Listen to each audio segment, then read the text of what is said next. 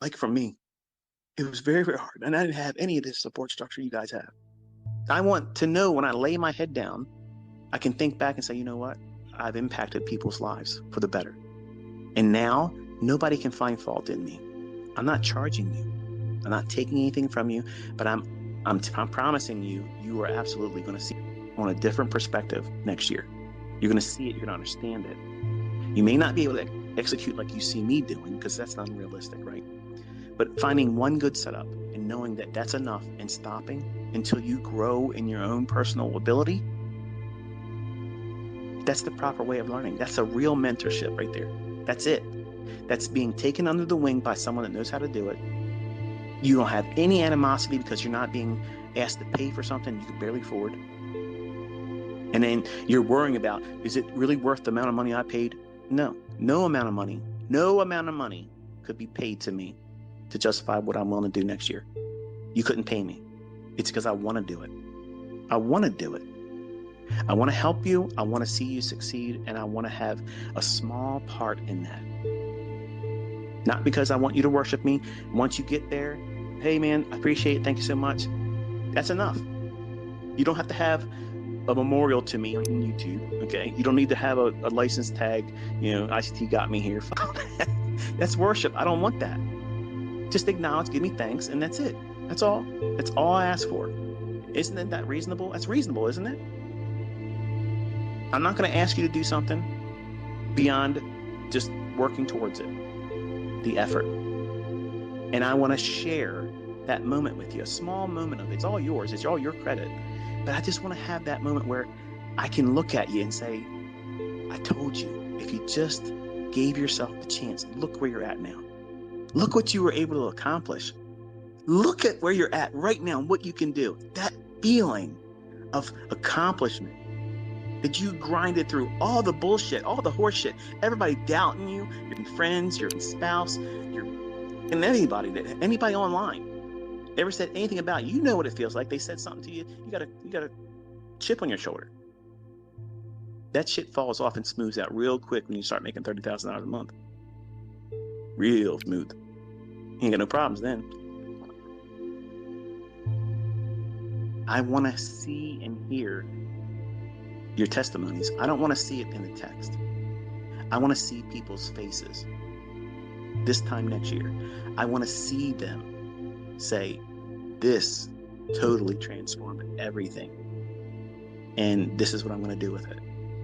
I've had so many personal testimonials sent to me like that with video. And my wife and I, my kids, I'm moved.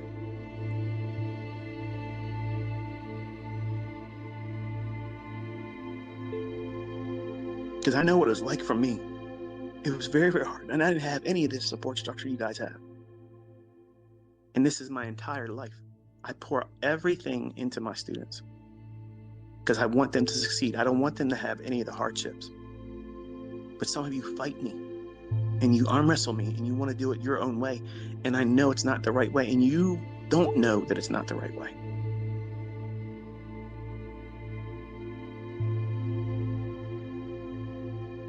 Everything in your life's about to change. You don't understand how much yet. And I'm trying to do the best I can to make it a little bit easier.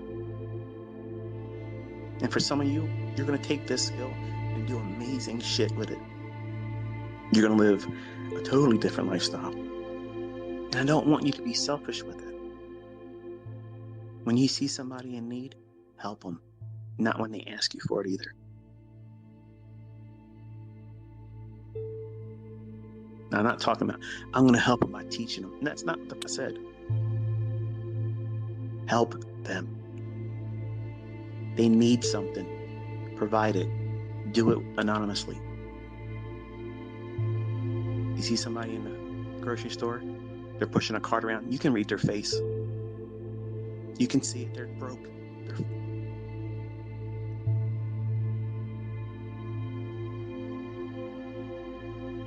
Come behind them and pay them. Tell the cashier, I got them. I do that every time I go to the grocery store. When I first got with my wife, she was like, what are you doing that for? She didn't understand it. I said, never tell me that again. Don't ever speak to me about it. Don't ever ask me to justify why I'm doing it. You want to touch somebody's heart, you do that. And when they turn to you and they say, you just let me have enough money for the rest of the week. The rest of the month, I don't have my rent money, but I can feed my kids now because of that. It costs you nothing, man, to do stuff like that. It costs you nothing.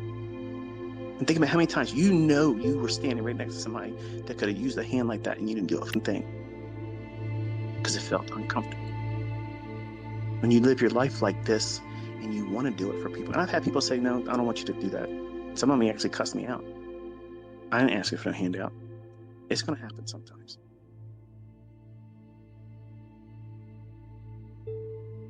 But you want to leave an impression, a good one. And when you start doing things like that for other people, it's contagious. And you want to do it more. And it changes you. Because as a 20-year-old, I was a real arrogant prick. And I was self-centered. It was all about me. I never would have helped anybody else in the store. I never would have gave them anything. I never would have bought them a car. I never would have gave them a house. I never would have done any of those things. I never would have paid for their children to get through school. I never would have gave their kids clothes, school supplies, the entire time they had their whole schooling. I never would have done those things.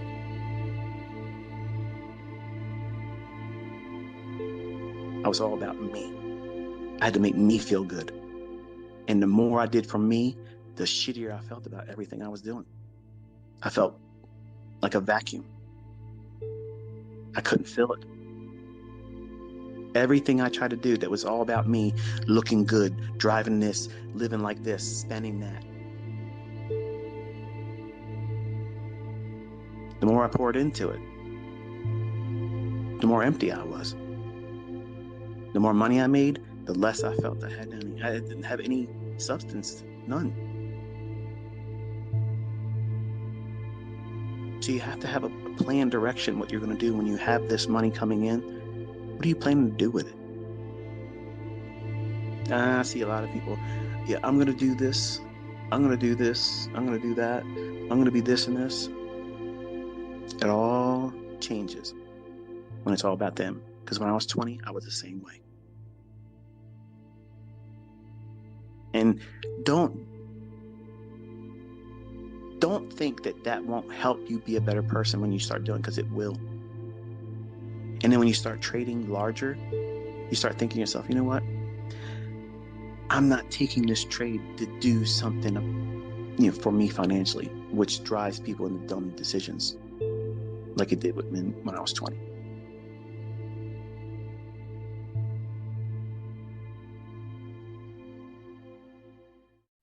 When you start seeing that you can do this, that fucking job is going to be secondary now. And that's exactly what you want. You want to do everything that beefs up and fortifies what you're doing as an investor. Because as an investor, there is no ceiling. There is no limit that you can say, okay, this is as much as I can earn. Who says that? Who says that you can't do that? Who says that you can't make $10,000 a month? Who says you can't make $10,000 a week? Who the fuck said you can't make $10,000 a trade? Who's saying you can't? The only person that can stop it is you. You. The same person that's saying, I don't like having to go to work, but man, I'm glad I got my job right now. What would I do if I didn't have my job? What the fuck would you do if you didn't have your job and you're earning money from your investments? That's the question you should be asking. Flip it. Instead of saying, what would I do if I lost my job? That's an abusive relationship and you're fucking holding on to it. You need to look at this chart right now. One of these two areas in the day, that's your home. That's where you're going to start. At your next home that you're going to move into. Mentally, psychologically, and you're going to live there. You're not going to give a fuck what the neighbors are doing in the morning session if you're trading in the afternoon.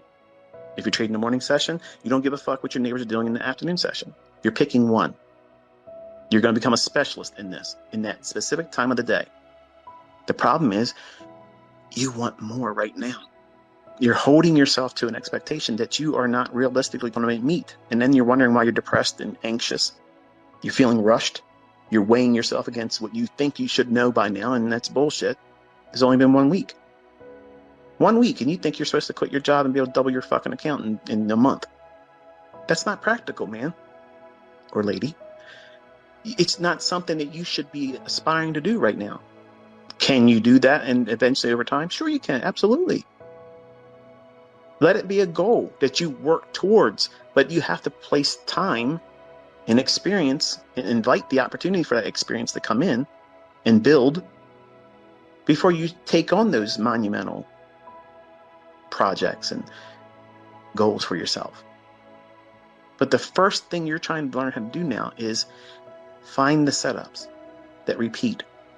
And then once you find that one that repeats, you will learn how to trust it because you see it happening every day. Every day it'll be there. You just can't identify it right now. And that's absolutely normal. That's normal. There's no reason to be anxious about that. But at some point, you may be forced to make changes in your personal life to be able to do this. I did. I had to. I had to work 2 part-time jobs to get the difference between what I was earning at my full-time job. It's a lot. One job was across town. One was real close to my home. One paid next to nothing, but those hours were permissible because of the times I'm trying to trade. And I was trying to do that morning session with the bond market. That's what I was trying to trade. That was the thing that I was working towards. And I had to give up, my job